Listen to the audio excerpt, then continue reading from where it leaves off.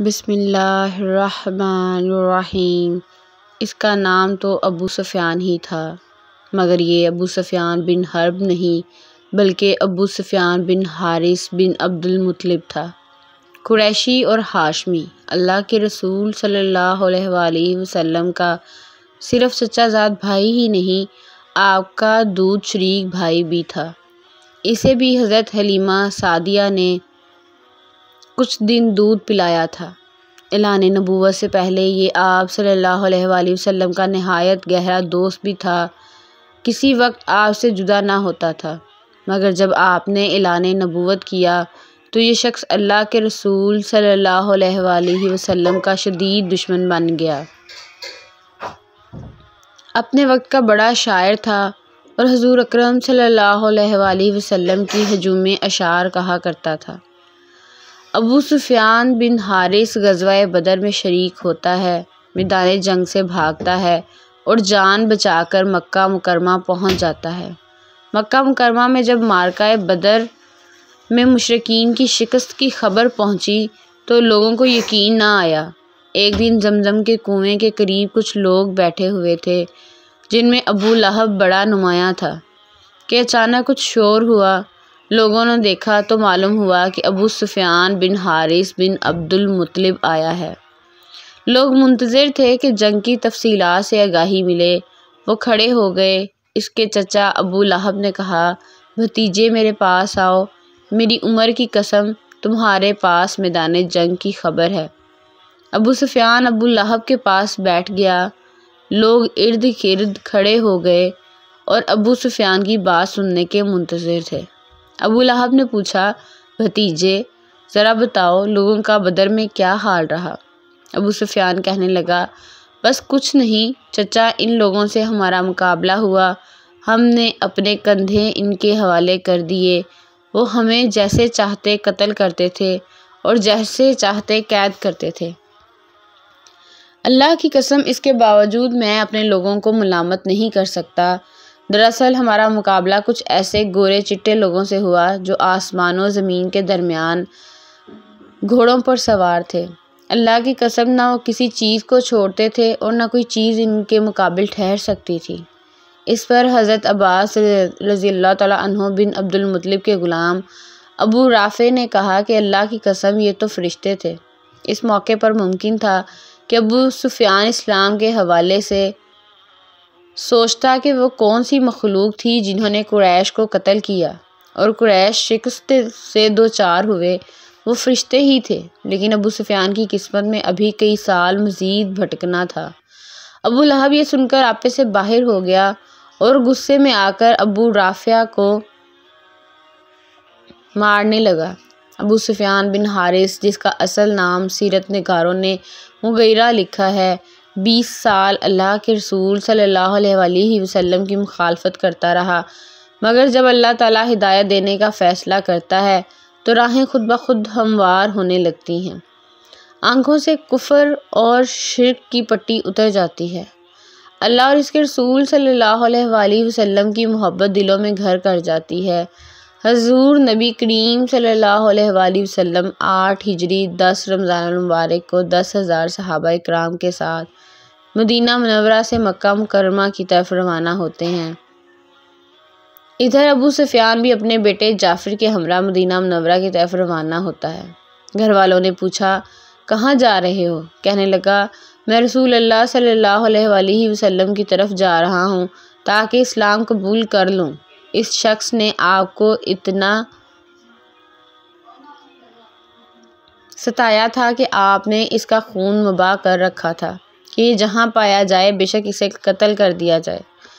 اللہ کے رسول صلی اللہ علیہ وآلہ وسلم مقام ابوا پر پہنچ چکے ہیں۔ آپ کی والدہ ماجدہ کی قبر مبارک بھی اسی بستی میں ہے۔ اس بستی میں یہی ابو سفیان بن حارث اپنے بیٹے جعفر کے ہمراہ حاضر خدمت ہوتا ہے۔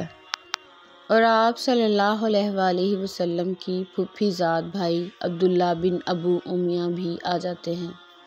ان دونوں نے اللہ کے رسول صلی اللہ علیہ وآلہ وسلم کو بہت زیادہ ستایا تھا۔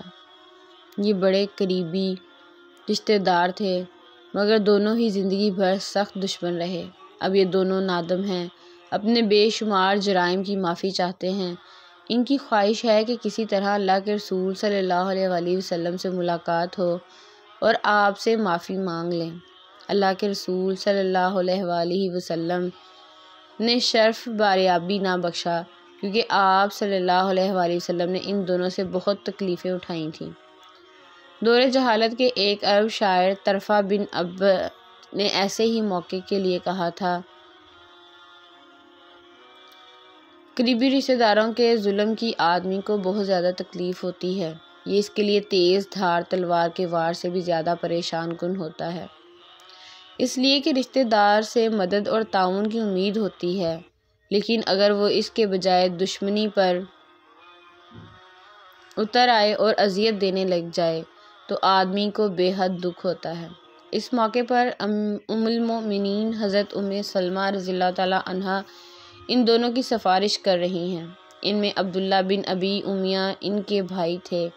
ہماری یہ اماں جان بہت بڑے باپ کی نہایت سمجھدار بیٹی تھیں۔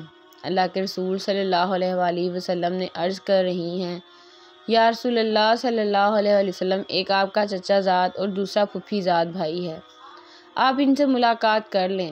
ارشاد فرمایا: مجھے ان سے ملنے کی کوئی ضرورت نہیں۔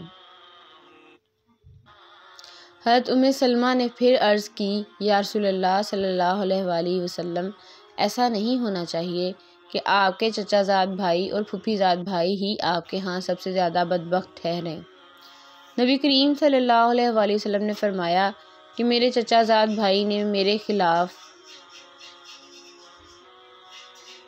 اشعار کہے، پھوپھی زاد بھائی نے مکہ مکرمہ میں کہا تھا: اللہ کی قسم، میں تجھ پر ہرگز ایمان نہیں لاؤں گا اگرچہ تو سیڑھی لگا کر آسمان پر چڑھ جائے، اور میں اپنی آنکھوں سے تمہیں دیکھ رہا ہوں، اور ایک دستاویز لے کر آسمان سے اترے اور 4 فرشتے تیرے ساتھ ہوں جو اس بات کی تصدیق کریں کہ اللہ نے تجھے رسول بنا کر بھیجا ہے، پھر بھی میں تجھ پر ایمان نہ لاؤں گا۔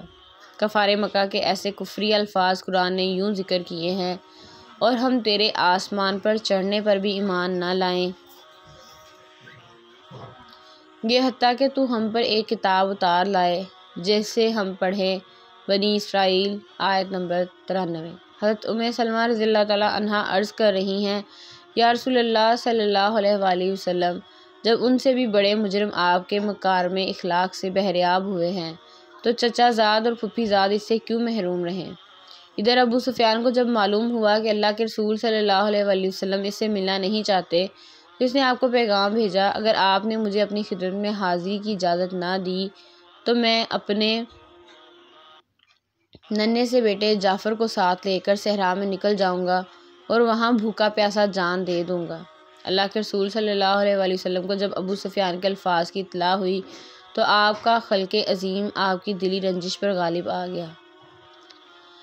آپ کے دل میں رقت پیدا ہو گئی اور آپ نے دونوں کو ملاقات کی اجازت دے دی۔ حضرت علی رضی اللہ تعالیٰ عنہ بھی ابو سفیان کے چچا زاد بھائی تھے، اپنوں میں آخر محبت تو ہوتی ہے نا۔ انہوں نے اسے سکھایا: دیکھو، جب تم رسول اللہ صلی اللہ علیہ وآلہ وسلم کے سامنے جاؤ تو وہی کہنا جو حضرت یوسف علیہ السلام کے بھائیوں نے ان سے کہا تھا: اللہ کی قسم، اللہ نے آپ کو ہم پر فضیلت بخشی اور یقیناً ہم ہی خطا کار تھے۔ سورہ یوسف، آیت نمبر 91۔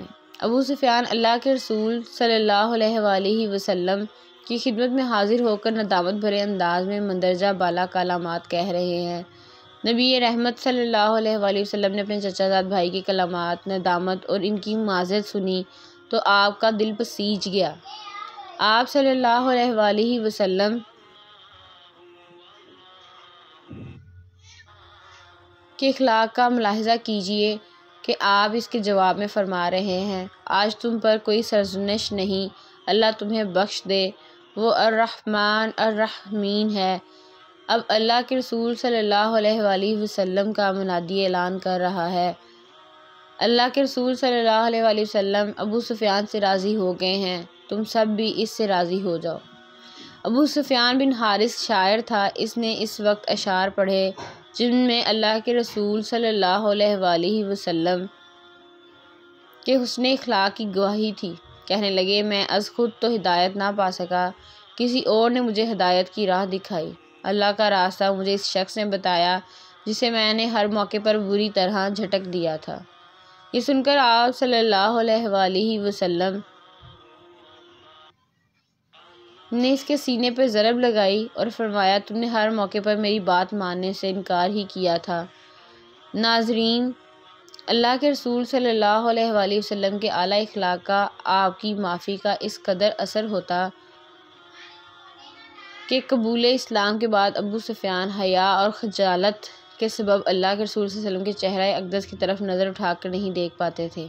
غزوہ حنین کے موقع پر یہی ابو سفیان رضی اللہ تعالیٰ عنہ تھے جنہوں نے نہایت نازک وقت میں